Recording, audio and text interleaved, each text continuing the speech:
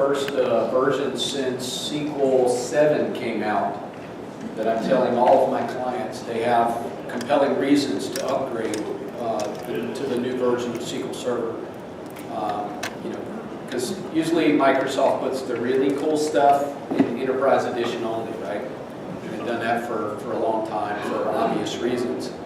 But this is something that, you know, every client I've ever had in 15 years of consulting and, you know, data processing before that, everybody needs the stuff that, you know, you can do now much more efficiently and cleanly with these. And it goes all the way down to SQL Express. So this is one of the great enhancements that they've done with 2012. Other things like sequences. You know, other RDBMS have had sequences for quite a while. Another great thing that goes all the way down to SQL Express. So we'll go ahead and get started here. Put out some props to Redgate, a really nice facility, great event here, some very good sessions. Hope you get a lot out of this as a kind of a kickoff to a week of, you know, severe brain cramming from a SQL Server perspective. What I do is just a relational engine, but that may sound a little cocky until you see that. And any reasonably intelligent person that does the same thing for that long should get fairly good at it. Really like doing performance analysis and tuning. It's great to be brought in to do something right from the start, but not many people do that. It's so easy with Microsoft and SQL Server and the development platform to build applications. You know, my 8-year-old daughter can take SQL Server install disk and go next, next, next, and she's got a functioning database server. And she can take some third-party ISV and go next, next, next, and now she has an application running on SQL Server. It's really that easy, and for a lot of entities, that's all you need to do. And default everything will just keep right on trying to give you the answers, right? But at some point, you reach a need for scalability, throughput, response time, concurrency, whatever, and you got to start doing some things right. But again, we have such an awesome platform we're lucky to be working with, because there's so many things that you can start doing right or stop doing suboptimally, and order magnitude. So love trying to teach people those things that you can stop doing incorrectly or start doing correctly and get things better. I'm not a BI person. I know some really good ones, and I can make introductions if you need that. We'll look at what windowing functions are, why they're important. We've had some windowing function capability since SQL 2005, right, with the row_number clause, and I'm sure all of you have seen that. You know, it has over in it as well.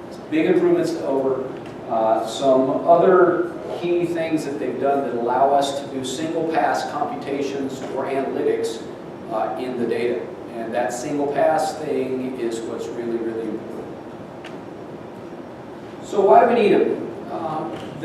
One of the important things is you wind up with really difficult code in some cases to do the most efficient solution for a lot of the things we're going to look at today. Cursors actually are the most efficient mechanism for doing some things, believe it or not, even though cursors are really, really bad in SQL Server compared to some other platforms.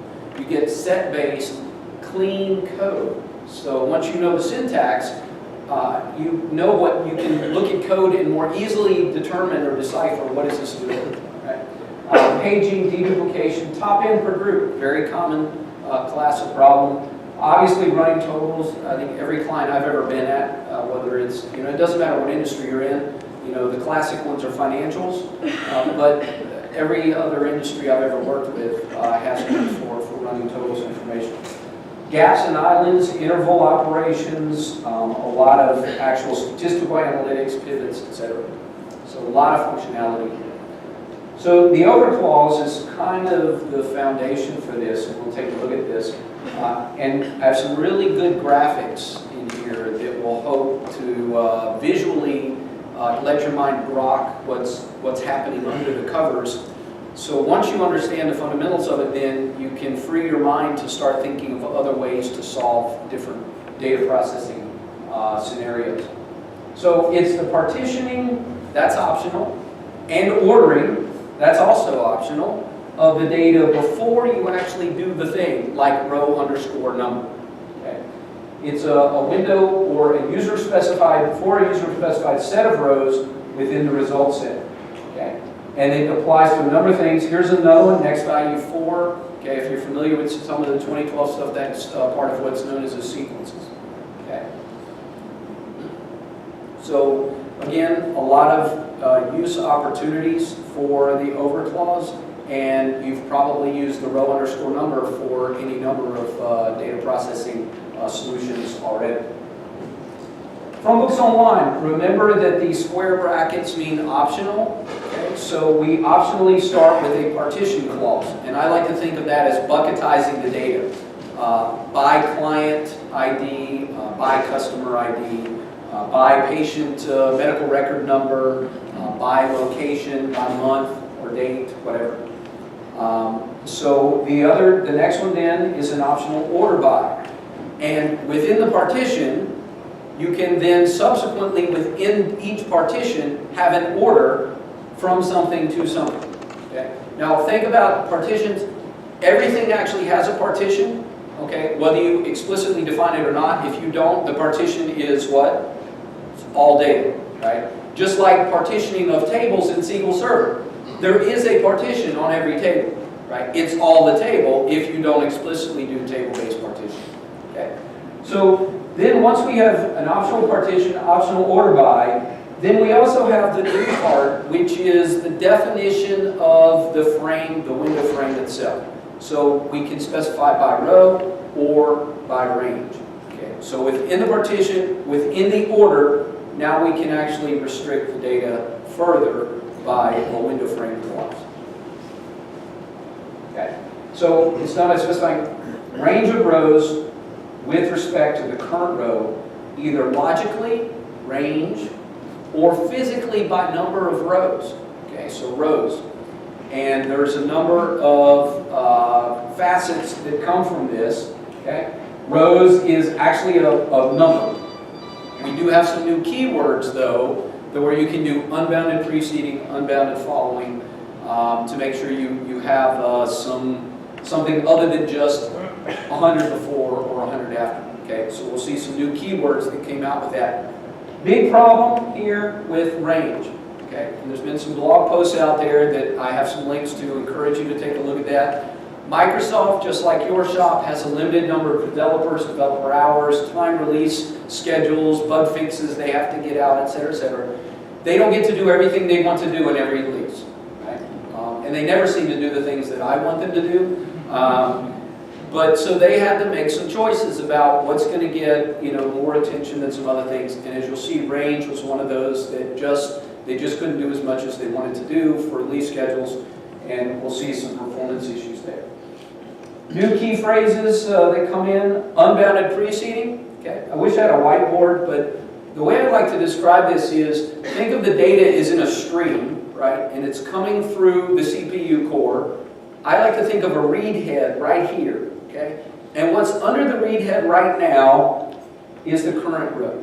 So data's coming in, current rows here, things that I haven't gotten to yet are over here, preceding, things that I've already read and have gone past the read head are over here, and they're following. Okay? Preceding, current row, following. That's the mechanism you want to start thinking about. And what do I do with the data here in relation to something that came before or something that came after? All rows preceding a specific number, 100, 5, 1, 4, if you're doing, say, quarterly based processing. You want to compare now to the previous year, that's 4 quarters ago. Very common in financial analytics reporting, right? Current row, you can reference yourself in doing some kind of analytic. Unbounded following, all the stuff that came past, number following, and even a between, which obviously is, like between 100 and 100. 100 preceding, 100 following. Okay. So a demo here, and a fair bit of the demo on the over covers stuff that we've already seen, so we're not introducing much for new topics here, but trying to show you what the basis of the over clause can do. So we're in AdventureWorks 2012. There's umpteen flavors of AdventureWorks now you can find on codeplex.com. all free resource there. So we'll look at this, and the code here is off of the Human Resources Employee table. And we want job title, business entity ID, the ubiquitous, integer identity type of construct here. And we want to partition by job, we're bucketizing by the job title. So there's 3 job titles together, right? And we're ordering within each partition by business entity ID. You can see that that comes before that, comes before that. And row underscore number does 1 to n per partition ordered by however you order. So note, obviously when you put an order by somewhere, you're going to have some kind of sort where the data has to be in order. It could be in order because of an index. If not, it's going to have to sort. That can be expensive, right? So we'll need to be aware of that. But you can see as it hits a new job title, we reset the number. Pretty straightforward stuff here. Okay. So we can also do count. Right? We can do aggregate here, but with that kind of aggregate, we can't really do anything in the over clause currently.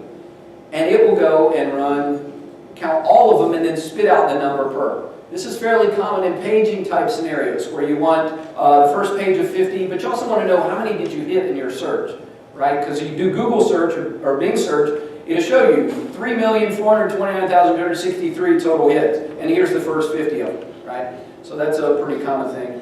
The downside there is that that guy is making a whole other hit on the table. So now we've got these spool constructs, right, which grab the data from the table and then store it in a temp object because I know I'm going to have to keep hitting it. Okay, so an efficiency gain there, even though in some ways the spools can slow things down. Now, in 2012, we can actually do stuff with the over clause with aggregates like count. Now, if you think about a count ordered by business entity ID, well, a count from 1 to n and a row number from 1 to n, you can see they're exactly the same values. Okay, 1 to n, 1 to n. Goes all the way down to 90, 290 at the bottom. Now we can also partition, right? Optional partition. Before we didn't have one, but it was all data. There was always a partition. So now we're partitioning by job title. Okay. So there's my account receivable specialist. 1 to n, I'm counting and resetting the count every time I hit a breakpoint, i.e. the next partition. Same thing with the row number that we had originally. Okay. And remember, that is just a very simple aggregate. There's a lot more that we can do there aggregate-wise. Just showing you the fundamentals of what we can do. So we'll look at a sales table. And this material, the deck and the samples will be downloadable from, I believe, the SQL in the City site. If not, I've given this like a dozen times at various SQL Saturdays. You can get it from one of those as well. So we have some sales, and now we have person sales for different territories. Okay. Now, new keyword 2012, right? Format lets us use .NET flavored formatting, okay, within the engine itself. Yes, question?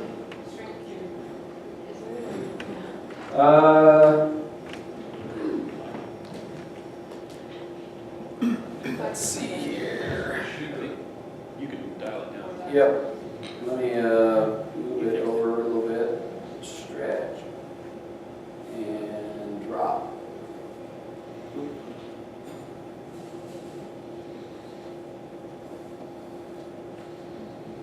That's a little better. Stretch it a little bit more. Okay, thank you. So now we're doing a sale amount, and we're doing a sum of the sale amount. Okay. So what is the sale, and then what is the sum over? No over. Remember, it's all optional there. So what's the percentage of the sales to that point?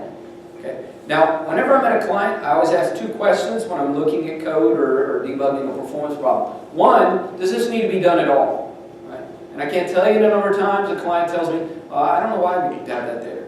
And you take it out and there's no change.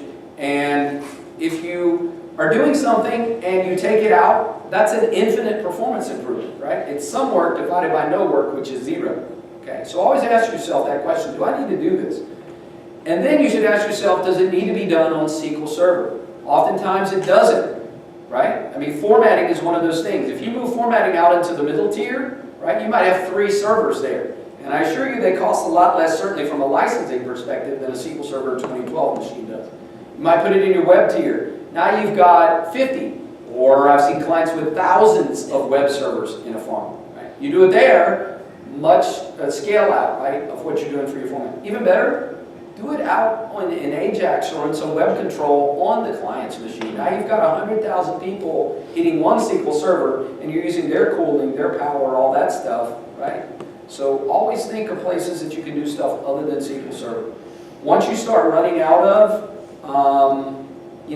latches, locks, memory, CPU, I/O, right? That's always the cause of database performance problems in one way or another. Your things are going to start getting slow. Here's a classic running total situation. We do a join on a less than or equal. That guy right there, quadratic performance degradation. Remember the read head? Every row that comes through, check all the things that came. Next row, check all the things. And that's a quadratic performance. It's just horribly, horribly inefficient. But now we can do a sum with running totals. That number is that number. This is that plus that. This is that plus that. Okay? Running totals, single pass in the data.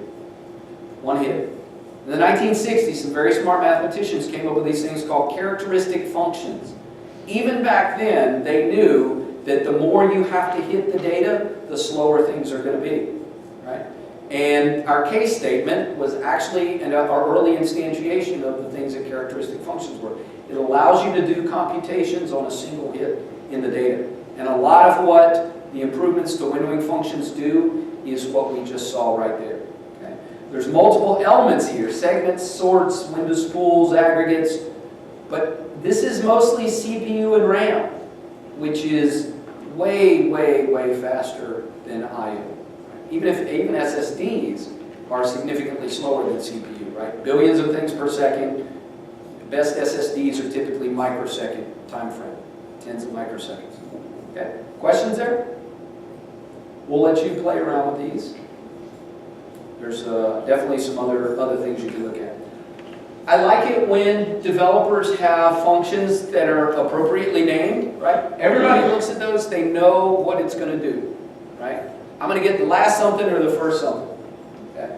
So really, really helpful. Now, key phrase here, or point to recognize, right? When you're using new APIs or some new construct, always know what the defaults that it's going to operate under are, right? Because if you don't, at worst, you get the wrong answer with no warning or error, and that's as bad as it gets in data processing, right?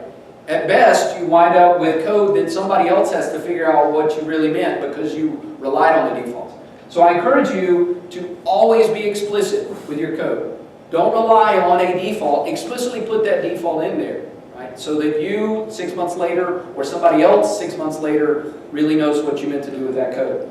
The other reason to do that is because range, as we talked about, is really, really inefficient in the v10 release of the new windowing function enhancements. And the default is unbounded preceding and current row for range. So if you default everything, you're going to get bad performance right out of the box. It's guaranteed. Okay? So always look to replace that with rows instead of range if you get the option and the same answer. Last underscore value, scalar expression. Well, a scalar expression is pretty open-ended, right? There's a lot of things in SQL Server that resolve as a scalar expression. So a lot of flexibility right there. Okay? The over clause, optional partition. You do not have to bucketize. You do have to have an order, though. Okay? Advantages, it really is clean. I mean, if you say last underscore value of this field, you're going to know what you're going to get out, right? Unless there's a bug in SQL Server, you can rely on that getting you what you want. Otherwise, you have to jump through some hoops like self-joins and row numbers and subqueries to get, the first or last within some bucket of data, right? So So disadvantage, I don't know if it is, but it is a restriction that you can't retrieve a row and get its matching first or last with some caveats there.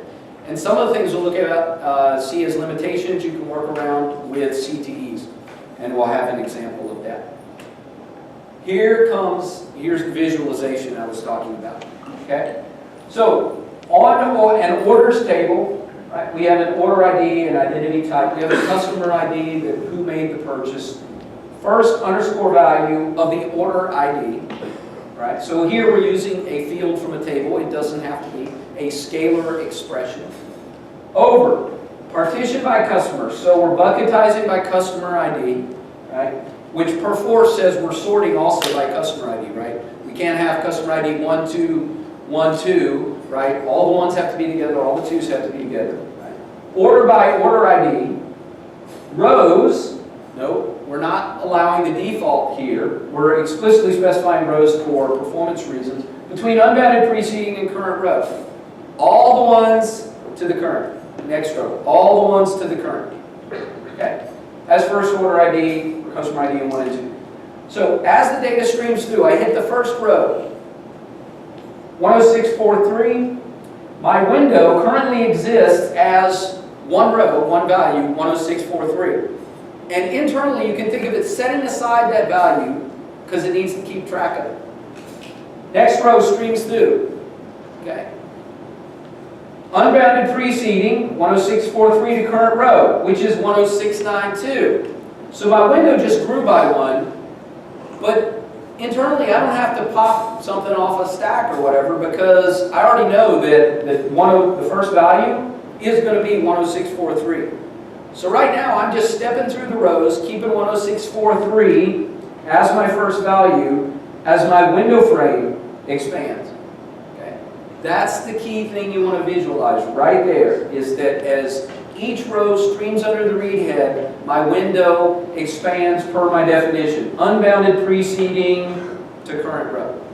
Okay. Questions on that now? When I hit a breakpoint, customer ID 2. This is just as if you did this in a cursor from version 6.0, right? You would track current customer ID and last customer ID. When they're not equal, you have a breakpoint, you do some processing. Internally, that's what happens. At this point, we have collected all that we need to know for the first row, and we can spit out that row as a record set, or the first row in the record set.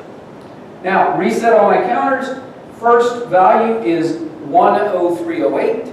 My window frame is just one row. Next row, my window frame grows. Next row, my window frame goes, but 10308 is the first row. Questions on that? Get that down, and the world is your oyster as far as what you can do with window functions. Slightly different. Now we're doing last underscore value. Same partition, same order by, rows between, unbounded preceding. Very important. If you want the last value in a frame, you better make sure you get to the last value before you spit it out. Right? The default being current row. Well, every time you hit current row, what's the last row in that? The current row. Right? So if you're doing last value, you must say unbounded following to make sure you get down here to the last row in that window frame before you spit out. So now think of it, 10643, that's currently my first and last value. Move over one, 10692. Well, now my first value is still 10643, but the last value just got changed. I changed it in my little memory register. It's now 10692, 10702, as things roll through the reading. Okay. Hit a breakpoint, spit out that one, start, reset for the next set. Okay. Questions there?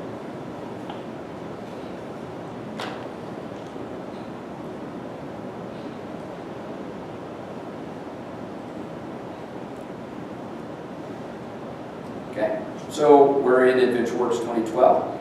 Now we could do this with top one, business entity ID, order by business entity ID. Right?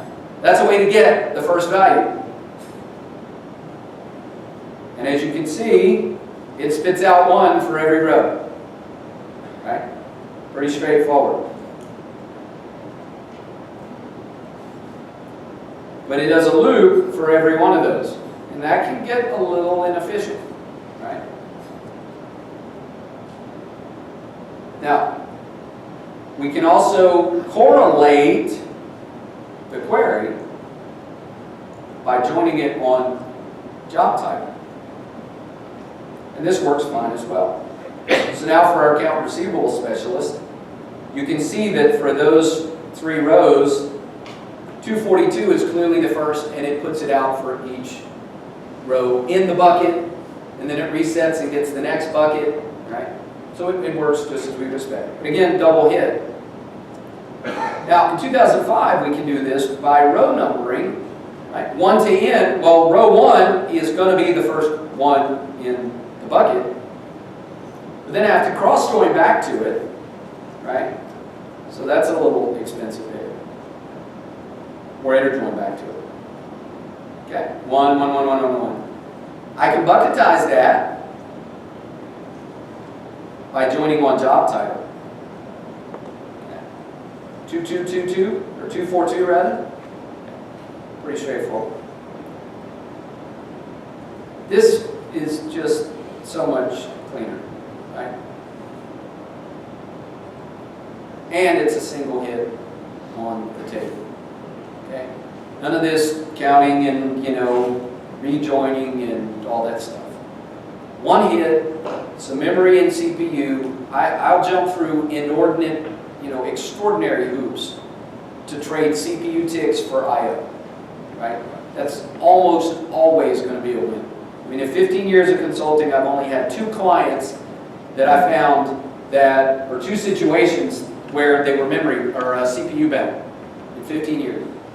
And they were both the same client, and one of them was because of scale UDFs, and the other one was because they put the cost threshold for parallelism to 0. And I encourage you to twiddle on that one for a little bit and think what that means. What's that? The second thing they were doing? They set cost threshold for parallelism to 0, and it crushed their CPU. So I'll let you think about that. If we have time, we'll talk about that at the end. So remember, range, always, always, always specify declaratively what you want. Right? And in this case, we're not. And we want to do rows. So I'm going to run this, and I've got profiler. I'm going to run it twice. Don't tune the first execution of something, because you're tuning the cost of compilation, right? So if you have profiler up, you need to run it at least twice, so you get rid of the cost of compilation. Now, there's the default, which is range between unbounded preceding and current row. There's the explicit rows between unbounded preceding and current row. That's for a teeny tiny table. Okay. Big performance difference. Okay? Just under the covers, the way it was implemented is vastly different. Okay? Last value, same thing. We can simply change our order by, right? Descending, row number, change the order by. They work essentially the same. The only thing about 2012, if you're doing last value, you got to do unbounded preceding, or you're going to get the wrong answer. Okay? So let's we'll show that real quick. Last underscore value, default clause. 1, I'm being inefficient. 2, I'm getting the wrong answer. Because as each one of these goes under the read head, what's the current row? Unbounded preceding current row. And you can see literally the current row gets spit out as the last underscore value. Okay? Questions on that? Be real careful with that. Get wrong answer, no warning or error. And that's as bad as it gets. Okay, running totals. This is from a very well-known SQL MVP, Aaron Bertrand, from SQLperformance.com. He let me put this up. He went through and covered, I think, 7 different mechanisms that you can use to do running totals in SQL Server. Some of them are really bad. I can assure you that if you have a line that fat on a nested loop join, nothing good is happening in your query. Right? This is a 10,000 row record set. And that number is 50,005,000 hits hits on the loop for a 10,000 row set. Why? I got it right there. Less than or equal to quadratic performance degradation. You know, you could see billions for a six-figure number of rows. Really, really horribly inefficient.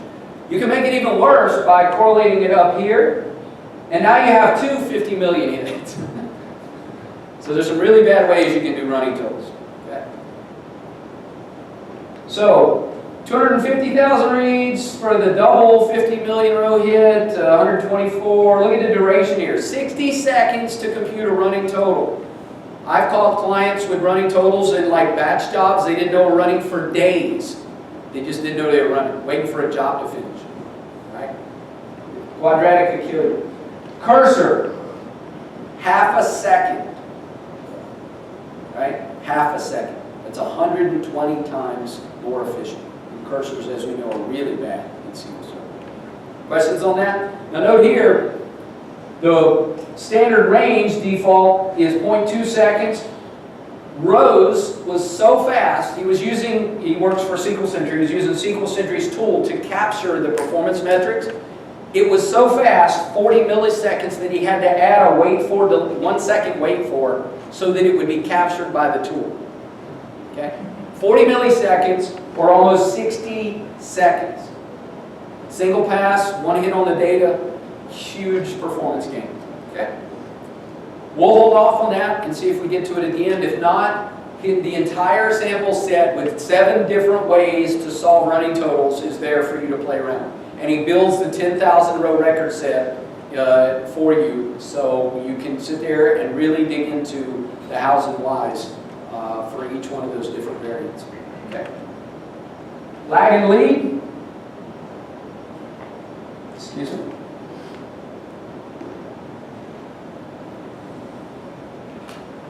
So, lag and lead. Give me some before, give me some after. The current row in the redo. Lag, I've seen it already. Lead, I haven't got to. Okay. And there's a lot of things you can do with comparative analytics. Saying, I'm here, what did I have before, what did I have after? Lots and lots of stuff that you can do. Accesses data from a previous or subsequent row in the same result set. Okay? But it is a physical offset. Okay? There's no window frame, there's nothing, you just say, right there, right here. Okay? But with that, as you'll see, lots of flexibility. Because we have the scalar expression, again, there's a lot of things you can do that resolve as a scalar expression. Now, offset, it's a default of 1. If you want 1, put the comma 1 in there. Declarative program. And also, think about if you say, lead 4, well, there might not, what if there isn't something there? What are you going to get back? Anybody? A null, right? Just like a left join, it doesn't exist. Well, you don't want to filter it out. You have to put something. So missing information is defined, that's the definition really of a null. Okay? But you may not want the null to go out in your record set. A lot of reports, well, the manager's heads explode if you show null, right? So you put a 0 or an empty string or some meaningful default for you. Over, optional partition by with a mandatory order by. Okay? Really straightforward. And this is pretty much a self-join type situation. There's some other ways you can do some manipulations with tops and numbers and order bys and get a solution as well. Okay? So you can't do this, can't use it in a where. However, if you CTE it, then you can reference a CTE, and I've got an example of that.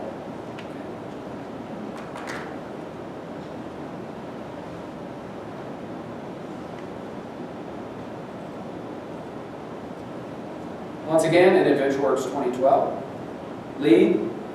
So, 2000 and before, we could get the min customer ID from the same table where the customer ID is less than the outer customer ID. Okay? So it's basically an X value.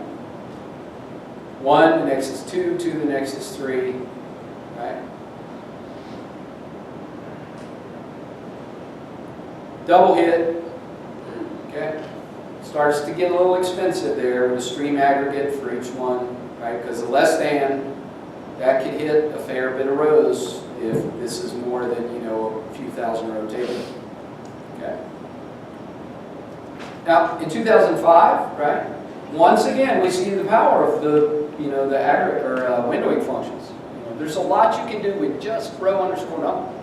Right? It's been Dan has come out with a series of articles in SQL Mag about things you can do for gaps and islands and sequences and, you know, how many per time unit and stuff like that. So here we're row numbering from 1 to n within order by, no partition, but then we have to join back on row number -1. So you order them from 1 to n, and then you join to 1 minus your current n number. And that works just fine as well. 1 to 2, 2 to 3. Now, down here, right? At some point we wind up where we don't have a number, and then we actually get the wrong answer, which is bad. This is kind of cool, right? So we have the data in the order that we need, right? And note there's no sort. The optimizer and the engine are smart enough in conjunction to know, hey, the data's in the order we need it. Let's just maintain that order through. And hey, by the way, because it's ordered like we need it for the join, we can use this really efficient merge join. And that's actually pretty neat. Okay, so we're doing our row numbers, and then we do a very efficient interleave merge join to get the output. Okay. But still, that's 2 hits on the table. Plus, if it isn't in order, we got a sort thrown in, 2 sorts as well. So here, 1 to 2, 2 to 3. Now look, we're starting to get quite a number of things in our plan here, right? Don't let that put you off. CPU ticks and some memory, not I/O. That's the key here. Segment, project, compute, segment, window spool. Note the spool's like one of the biggest chunks of the whole thing, right? Why? Right. So it's just, as you think about all this data going through, remember, it's got to keep track sometimes of a lot of things, right? And that's why sometimes you'll see the spool itself be a fairly substantial chunk of the cost of the plan. Okay. Lead on return a row. So lead 1, right? Always be declarative. Might not want to see that, right? I can't reference a row that isn't there if I filter out the row I'm looking for. And that's what I've done here. But what I can do is do a CTE and then filter the CTE. And this gets me what I want. But it also means I have to do all the data processing in order to get that one first row. This is a scenario where I've got much more efficient ways to do this than the new and shiny T-SQL keyword. Always use the right tool for the job. Developers are so bad about new and shiny, must use Entity Framework 1.0, right? Use the right tool for the job. And the newest and greatest stuff is not necessarily that, okay? So row number, okay, for that same set, again, double hit, but now at least we're cutting out the scan earlier than reading all the data, okay? But it's still a double hit. Okay. Let's take a look at some of the things we can do here. Okay. Now we're starting to get a little complicated. Lag rate 1, so check 1 back over partition by the business entity ID, order by the rate change.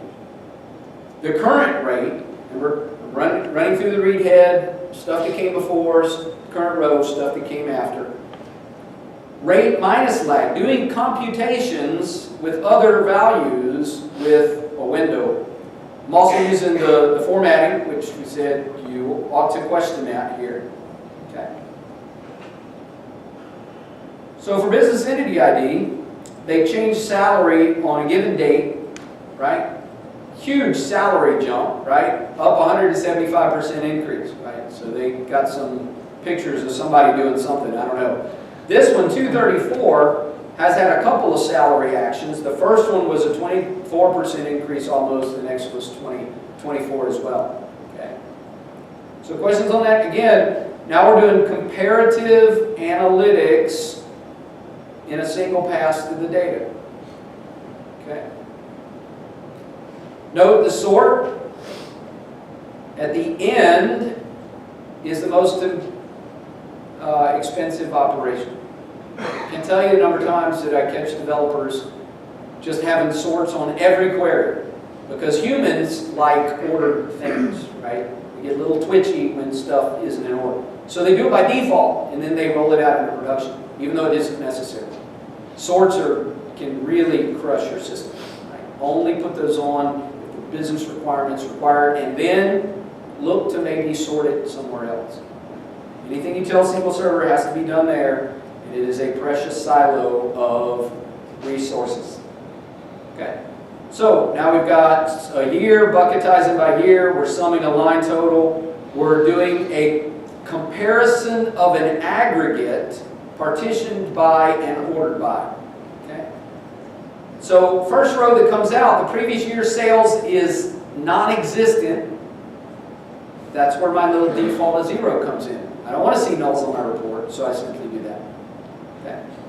There's the previous there, there's the previous there, there's the previous there, there, up, doesn't go there. Why? Because it's a different product. Right? I'm bucketizing by product, I hit a breakpoint, reset all my stuff, start again. There is no previous for product 708, put out 0. Questions? Lots and lots of flexibility here. If you move to SQL 2012, or when you move to 2012 or higher, if you're going to skip to 2014, take some time and go back and look at your code for opportunities where you can refactor it and use these new windowing functions. Doesn't have to be Enterprise Edition. This is SQL Express, SQL Standard, SQL Business. I don't know, there's like 6 flavors of the engine now. Okay? Analytics, statistical. Okay. I am not a statistician. Some of you may be, may not be. These may not make a lot of sense, but analytics are moving closer and closer to the data. Right? A lot of things are being done in Power View and Power Pivot and all that, but there's a lot of things that you can do down in the engine as well. Okay? So cumulative distribution, optional partition, mandatory order by. Okay? It's a distribution cumulatively of a group of values.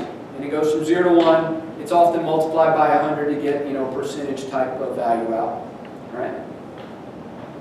Percent rank, kind of the same thing. The relative rank of a row, instead of cumulative, it's relative within a group. There's always a group. It's all data unless you specify, by customer ID, by year, or what have you. Okay. Discrete percentile. Okay. Mathematical computation, say you want 35th percentile. It will compute that over the set, right, which is the partition.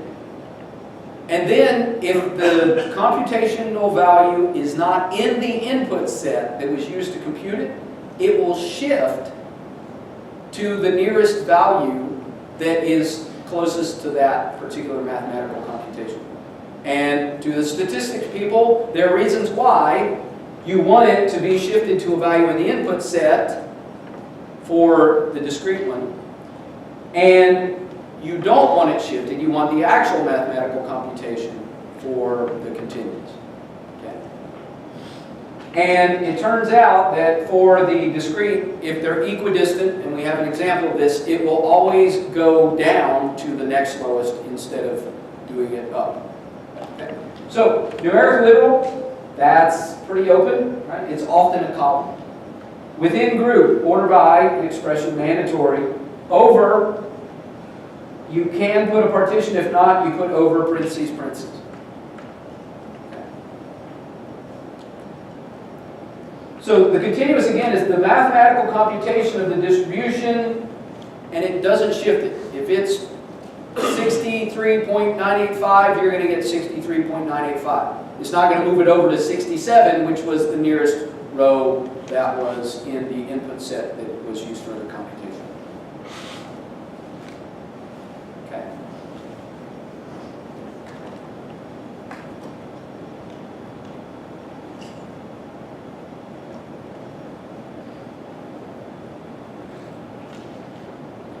So we're in 10dB now, self-creating set, so you can still play around with this. We have tests, we have students, we have grades, obviously some kind of bonus because it goes up, allows up to 120. And we have students that take various tests. Okay. Again, remember, you'll get the chance to play around with this at your leisure so you can really understand it. Cumulative distribution. We're partitioning by test ID and then ordering by the grade. And note the nicely named column here. Percent of people scoring less than or equal to me. Okay. And percent of people scoring less or equal to me formatted. So we're going to format it as a percent. Okay. So pop this into the grid. So for test 1, 2 students scored 59. And if you think about, that's 1/8, right? Note that it's less than or equal to me, right? So the 2 people out of 16 scores, that's 1/8, and they both got 12.5% of the people scored less than or equal to them, because they were equal. If we move down, the higher you score, the more people scored less than you. Cumulative distribution. Keep adding to the number. Until we get up to the person that scored the highest. In this case, a 100 was scored, and 100% of the people scored less than or equal to the 100. There were no extra credit scores for this particular example. Okay? Questions on that? F5, not 5. Percent rank.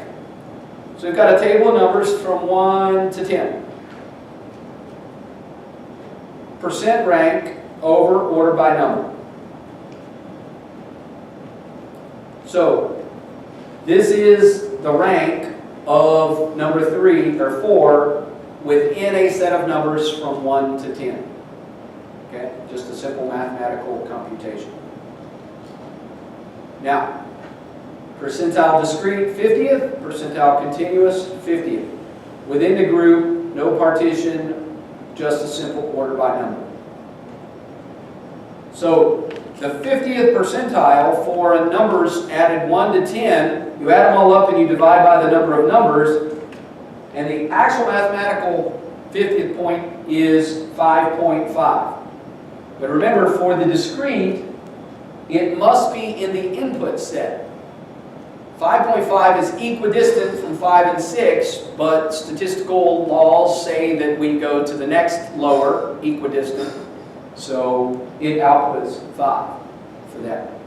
And again, the mathematicians amongst us will know why it is that it's defined that way. If we add some more numbers in, now the mathematical 50th percent point is actually 7.000, which is in the input set that was used for the computation. So they're now equal value. Questions? We can get much more complicated. 50th percentile. This is the computation of the rate partitioned by name. Okay? And note, some of the time they're equal, some of the time they're not. Just depends on whether the value that's computed is in the input set or not. Okay?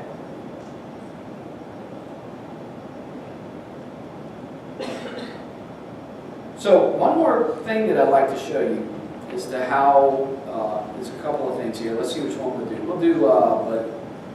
So a client of mine is a Web 2.0 startup, a mobile API company. They build the framework that other people use to build apps for iOS and Android or web, and they have things like If you want to do geolocation, they have APIs for that. You want to do friends or messages, all this stuff, they build the plumbing and the infrastructure, and it allows you to put together your apps very quickly. Well, if you think about your usage of your phone, right? If you open up an app, that could be the start of you doing something with it, right? And you push the buttons, you look at something, you do a search, you say go there, or show me this, right? When you're done with that, you don't, close out and say, you don't hit a close button and say, I'm ending my session right now. You just put your phone back in your belt, right? Or you move to another app, right? So the problem with session-based analytics, when all you have is, I did something, I did something, I did something, and now I have this period where I did nothing. Right? You don't have an endpoint. It's easy to do session analytics if you have a start and end explicitly, like say claims. They went into the hospital on this day, they left the hospital on this day, that's a session of hospital activity. You can do analytics based on that. Well, the issue here is that we wanted to do session-based analytics, right? But all we have is an API was called by this user, an API was called by this user on this phone or on this device. So we'll show lots and lots of activity here. And all it is a user, an app identifier, and a timestamp. Right?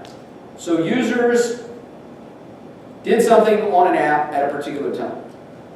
So what you have to do is come up with is say, well, if there's no activity for this user for a certain amount of time, in this case 15 minutes, then we'll terminate the previous session, and then any new activity they do starts another session of usage. So look at the hoops you can go through here to just have a stream of date times and say, all right, they had a gap.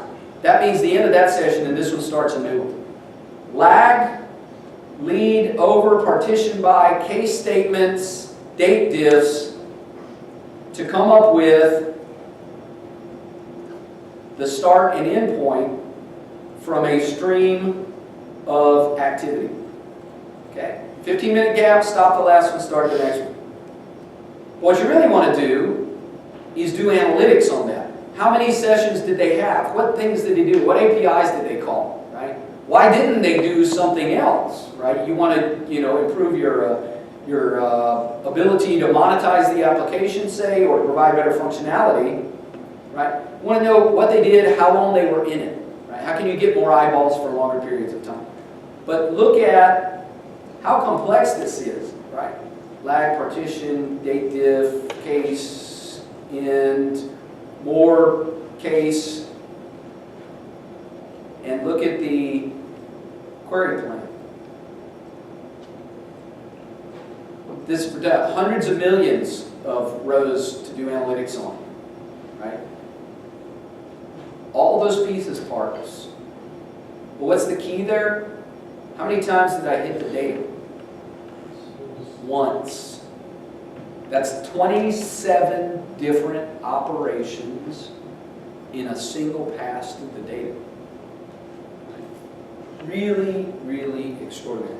I encourage you to get Ben Gann's book. He wrote one about Gaythic just on windowing functions for 2012. And he covers a variety of what you can do now with them now and what you used to have to do in 2000 or 2005. With comparative analytics, a lot of different code solutions, medians and running totals and top end per group and paging and all this kind of stuff that you can do. Also, we've got Aaron Bertrand's link here for the running totals. Fabiano Amarim, let me put some stuff, Simple Talk. He's got 3 different series that he did on windowing functions. The last one covered the performance issues with rows and range. Lots and lots of things that you can do here. Any questions to finish up? Anybody?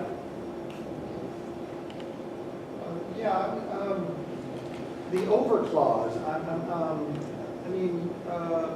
Without a partition and without an order by, it just doesn't seem to make much sense for most of the window functions. So without a partition and without an order by, let's go back here to this guy. Okay. So an over clause without all of this gobbledygook simply says T-SQL requires me to have an over clause, so I'm going to have it. It's literally all it does. Because there's some syntax that you have to have it, but you don't need to use any of the special functionality. You don't need a partition, you don't need to order by, you don't need a window frame.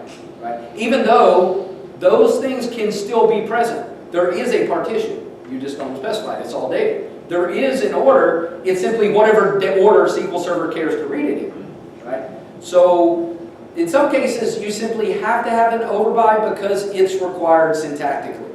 Right?